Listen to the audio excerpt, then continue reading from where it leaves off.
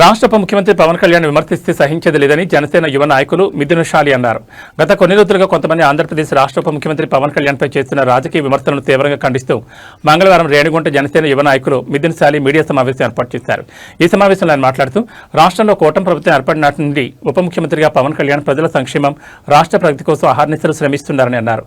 ఆయన తీసుకుంటున్న విప్లవాత్మక నిర్ణయాలు ప్రజా ఆదరణ చూసి ఓర్వలేకని కొంతమంది పనిగట్టుకుని విమర్శలు చేస్తున్నారు. ఇటువంటి చౌకబార్ రాజకీయాలను జన సైనికులుగా తాను తీవ్రంగా ఖండిస్తున్నట్లు హెచ్చరించారు. రిపోర్ట్ ఇచ్చిన రోజు ఆయన మీకు న్యాయం జరగలేదు అన్నప్పుడు మీరు దయచేసి స్క్రీన్ మీదకి రండి. కానీ మీరు ఆయన మీద ఏ కేసులు పెట్టినా ఏది పెట్టినా అదేదో సినిమాలో చిరంజీవి గారి పైన పెట్టి ఆయన చిరంజీవి గారు జైలున్నా బయట సరిగ్గా మనస్సాక్షికి ఉండలేను.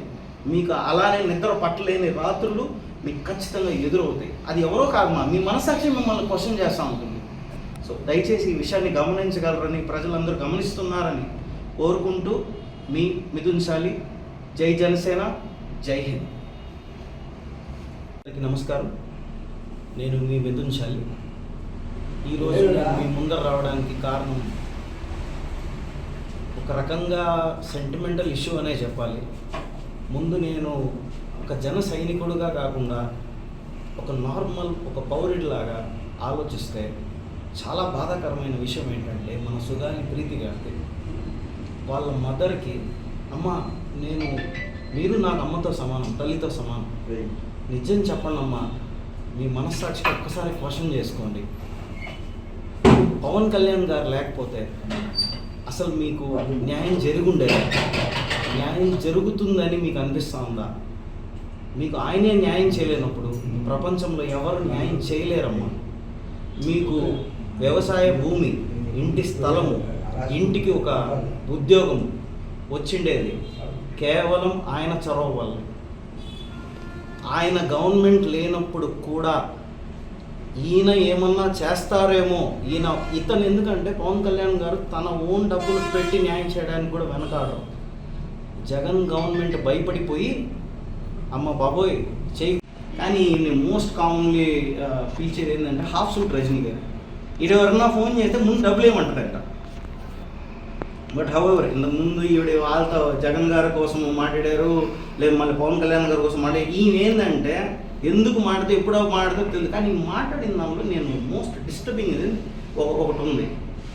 పవన్ కళ్యాణ్ గారిని ఎవరు తిడతా ఉంటే ఈమె ఆన్ స్క్రీన్ ఏం చెప్తుందంటే, మీరు ఏమైనా కందిపోతారా అంటాం. కందిపోతానంటే తిట్టడం అనేది క్రైమ్ కదా? మీ ఇష్టం వచ్చినట్టు తిడతారా? నేను కూడా కొట్టేసి ఏమైనా చచ్చిపోయినావా అంటే ఒప్పుకుంటారా?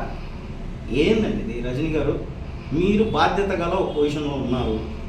మీరు న్యాయ అన్యాయాలు ఏందనేది చూసుకోవాలి.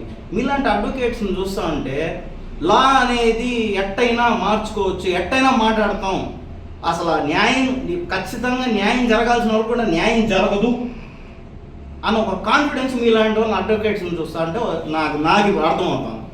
ఇవన్నీ వద్దండి. ఆయన చాలా పనులు ఉన్నాయి. నిజంగానే ఆయనకి చాలా పనులు ఉన్నాయి. ఆయన చాలా పనులు చేయాలి, చాలా మందికి మంచి చేయాలి, చాలా కార్యక్రమాల్ని అమలు చేసి.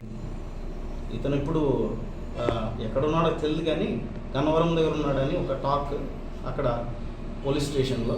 బట్ హౌఎవర్ ప్రశ్నారావణ్ గారు, మిమ్మల్ని గారు అంటాను, ఇది మా అధినాయకుడు మాకు నేర్పించిన సంస్కృతి.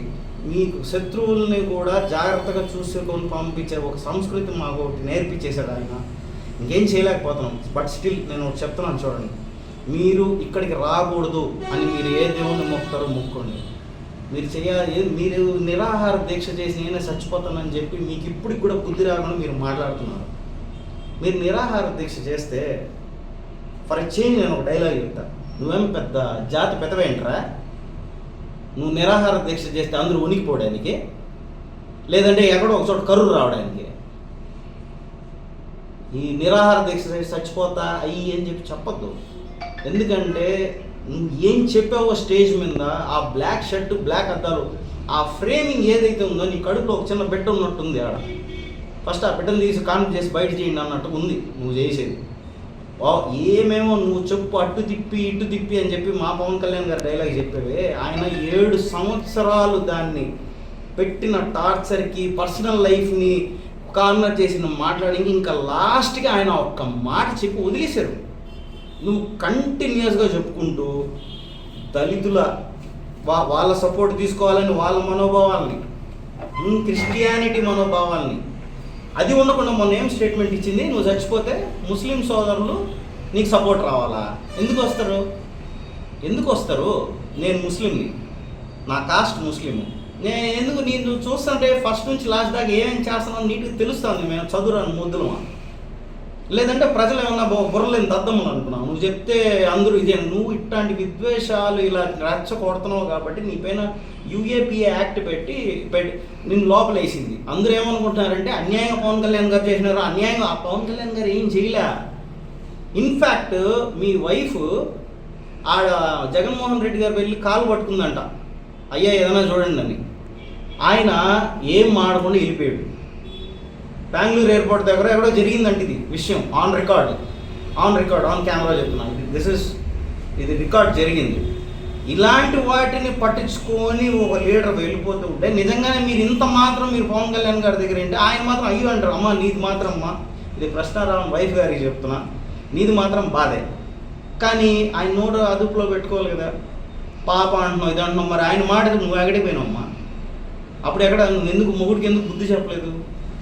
నువ్వు చెప్తూ కొట్టాలి కదా, ఇంటి రాగానే కొరకొట్ట కొట్టాలి కదా, ఎందుకు